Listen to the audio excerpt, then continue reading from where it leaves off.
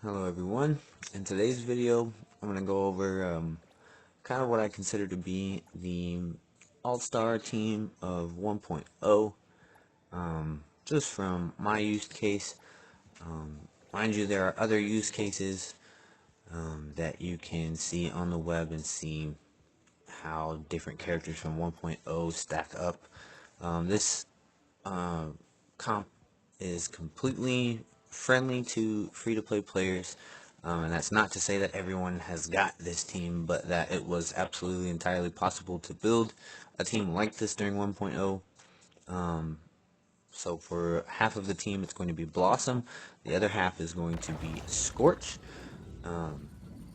And you can see from the clip here that you can use this as one team or as two teams, and you can clear Beyond the Rails content with it.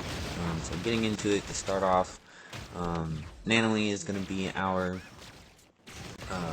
one of our main DPS units. This is basically all DPS units, with aside from Daffodil being sub DPS. As far as how you could have gotten all of these characters during 1.0, you had about you had at least 200 pulls worth of currency during 1.0. So if you wanted to, you absolutely could have had yourself at least one copy of Nanally.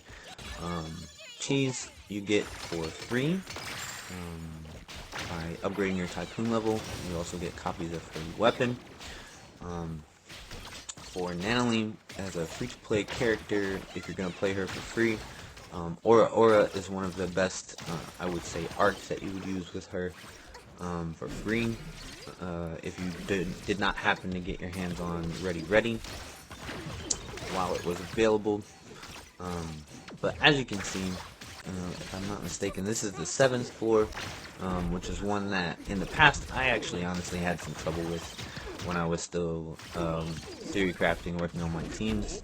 As you see in this video, everybody's level 70, so you know, consider that along with your hunter level, your appraiser level, and what level your characters are when you're looking at how this is going. As well, I have already upgraded my Tycoon level, so my Chiz may be a little bit slightly more busted than yours, but as long as you focus on the crit damage, universal damage buffs,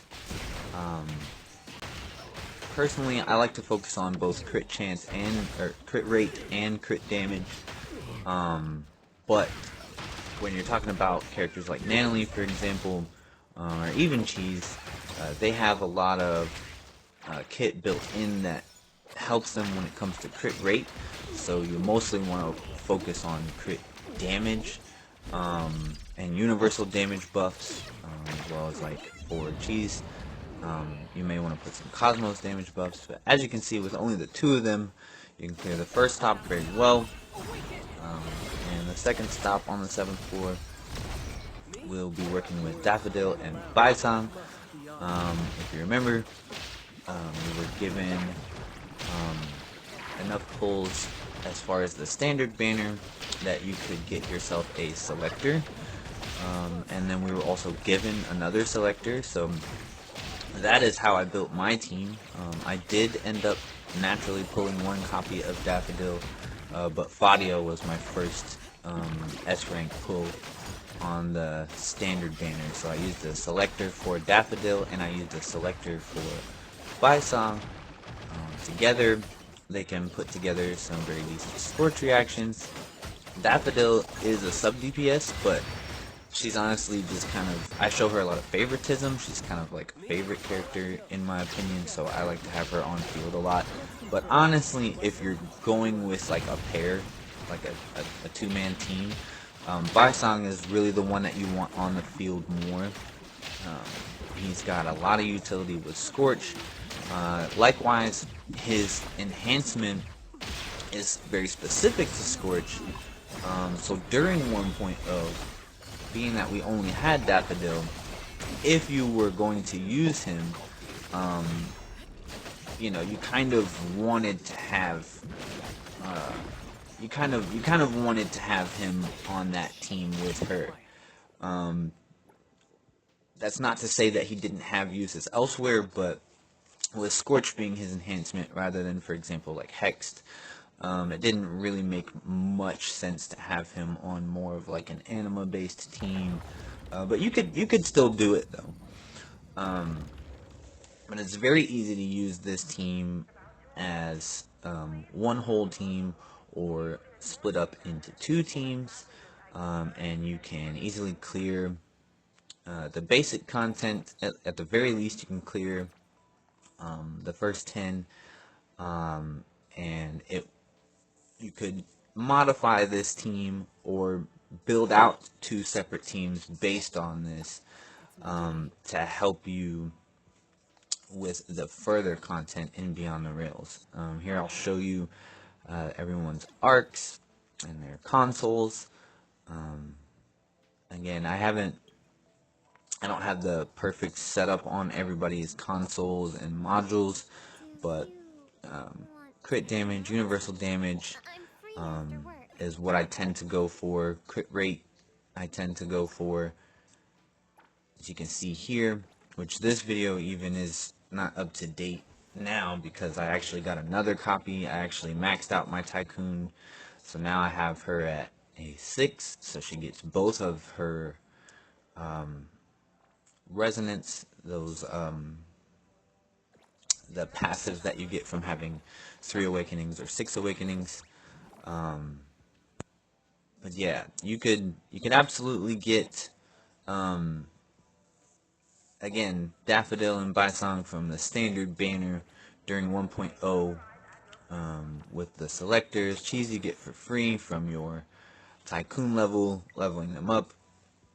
And there was so many pulls in 1.0.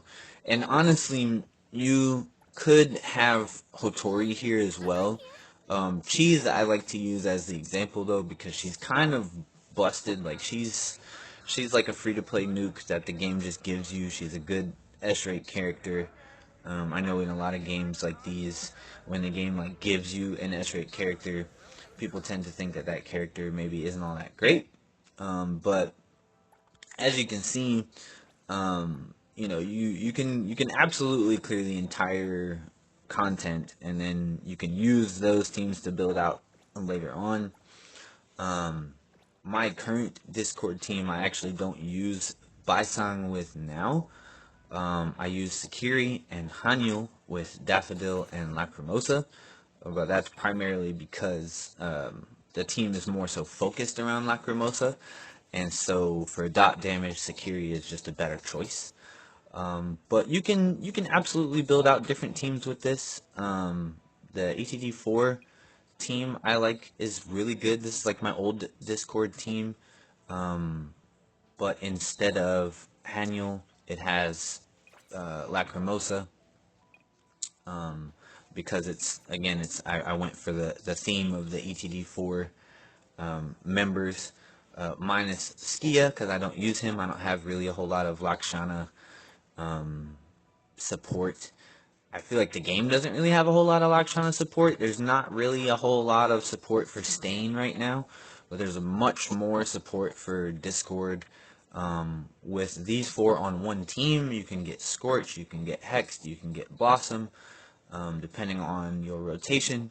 And if you use them as one team, honestly, if you just go from one end to the other, like you could start with either Baicang or Daffodil and work on the Scorch reaction first, swap back to Baicang, he can extend the Scorch and get that into Hex. When you bring Nanally in, she can turn that into Blossom with Chiz. The whole thing is pretty straightforward, really easy. So that is our 1.0 All-Stars team.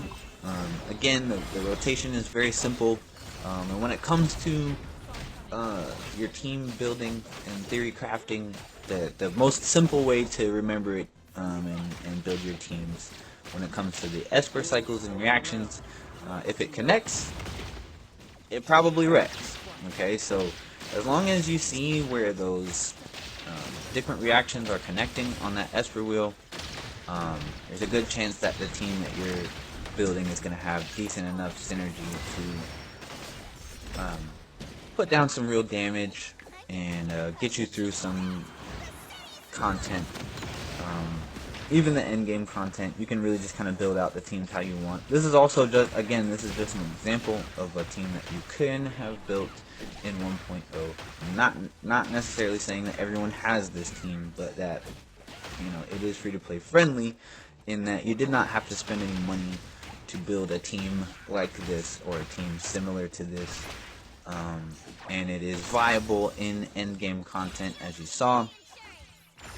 If you would like more theory crafting builds like this, let me know in the comments. Don't forget to like, share, and sub, and we'll see you in the next one.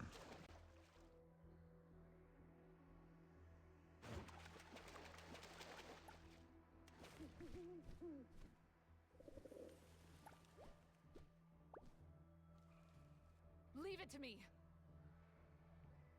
Me? All right then. Please, trust me.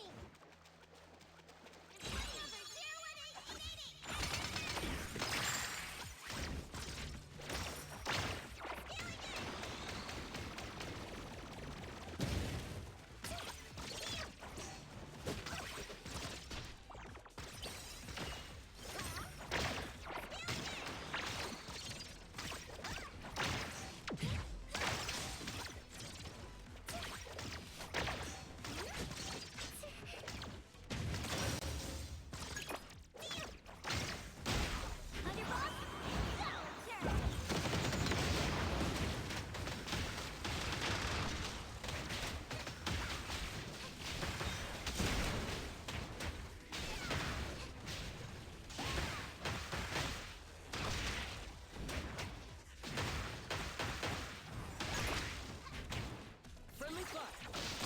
Let's confirm it. Blessing or